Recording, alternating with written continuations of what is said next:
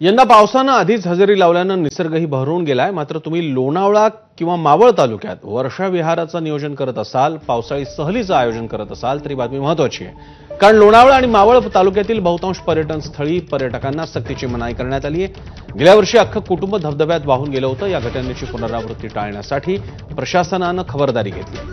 त्या अनुषंगाने पुणे जिल्हाधिकारी जितेंद्र डुडी यांनी पर्यटन स्थळी कलम 163 लागू केलंय। या दरम्यान पर्यटकांनी या पर्यटन स्थळी जाऊन नियमांचं उल्लंघन केल्यास त्यांना कारवाईला सामोरं जावं लागू शकतं। या पर्यटन स्थळातून जवळच भुशी धरण मात्र वगळण्यात आलंय। हा आदेश 31 ऑगस्ट 2025 पर्यंत लागू असेल। महत्त्वाचे काही मुद्दे पाहूयात। एकविरा देवी, कार्ला लेणी, भाजे लेणी या ठिकाणी ही मनाई आहे। याशिवाय भाजे धबधबा, लोहगड किल्ला, विसापूर किल्ला, तिकोणा किल्ला, टायगर पॉइंट, लायन्स पॉइंट सगळी प्रसिद्ध ठिकाणं पावसाळ्याच्या या काळामध्ये, शिवलिंग पॉइंट आणि पवना डॅम।